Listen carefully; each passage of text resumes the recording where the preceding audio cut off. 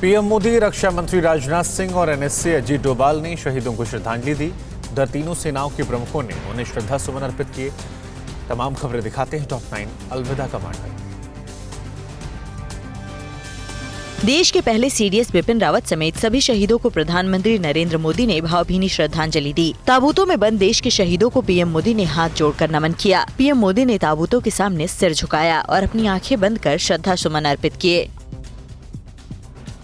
Palam airport पर श्रद्धांजलि देने के बाद दुखी पीएम मोदी ने हादसे में मारे गए शूरवीरों के परिजनों से एक-एक कर मुलाकात की और उन्हें ढाढ़स बंधाया। पीएम ने परिजनों से कहा कि शूरवीरों के अदम्य साहस और सर्वोच्च बलिदान को ये देश कभी नहीं भूलेगा। पीएम ने विश्वास दिलाया कि देश हमेशा उनके साथ है। प्रधानमंत्री से पहले रक्षा मंत्री राजनाथ सिंह और राष्ट्रीय सुरक्षा सलाहकार अजीत डोभाल गुरुवार रात 8:30 बजे एयरपोर्ट पहुंचे। शहीदों के परिजनों से मिलकर बात की। राजनाथ सिंह और अजीत डोभाल ने भी शहीदों को श्रद्धा सुमन अर्पित किए। अपनों के शव तिरंगे में लिपटा देखकर वहां मौजूद सभी परिजन भावुक हो गए। रक्षा मंत्री राजनाथ सिंह के साथ ही तीनों सेना के प्रमुख भी सीडीएस बिपिन रावत समेत 13 लोगों के पार्थिव शरीर के अंतिम दर्शन के लिए पालम एयरपोर्ट पहुंचे। थल सेना प्रमुख जनरल MM नरवणे, नौसेना प्रमुख एडमिरल R हरिकुमार और वायुसेना प्रमुख air chief marshal VR Chaudhari ने भी हादसे में मारे गए लोगों को श्रद्धांजलि अर्पित की। अमेरिकी विदेश मंत्री एंटनी ब्लिंकन ने कल विदेश मंत्री डॉक्टर एस जयशंकर से बात की और सीडीएस जनरल बिपिन रावत, उनकी पत्नी और सहयोगियों की मौत पर शोक जताया। एंटनी ब्लिंकन ने ट्वीट किया, जनरल रावत एक स्ट्रॉन्ग लीडर और देश के पैरोकार थे। उनका जाना हमारे दोनों देशों के लिए बड़ी क्षति है।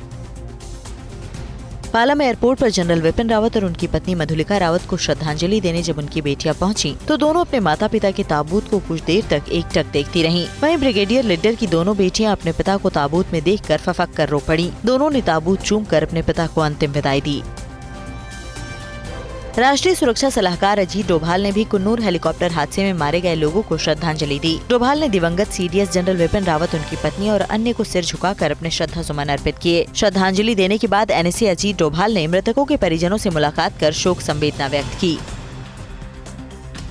सीडीएस जनरल बिपिन रावत को देश ही नहीं विदेशों से भी श्रद्धांजलि मिल रही है। श्रीलंका के पीएम महिंदा राजपक्षे ने उन्हें श्रद्धांजलि दी और श्रीलंका के सेना कमांडर जनरल शावेंद्र सिल्वा उनके अंतिम संस्कार में शामिल हो सकते हैं। भूटान के राजा जिग्मे खेसर और उनके पिता ने भी जनरल रावत को श्रद्धा सुमन अर्पित किए। इसके अलावा नेपाल के पीएम शेर बहादुर देउबा ने श्रद्धांजलि दी। नेपाल की सेना प्रमुख जनरल प्रभु राम शर्मा ने रावत को नेपाल का सच्चा मित्र बताया।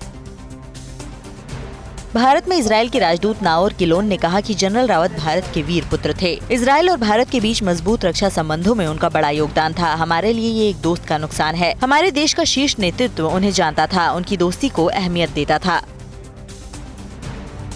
न्यूज़ टॉप 9 रोज सुबह 7 बजे और शाम 7 बजे सिर्फ TV9 भारतवर्ष पर।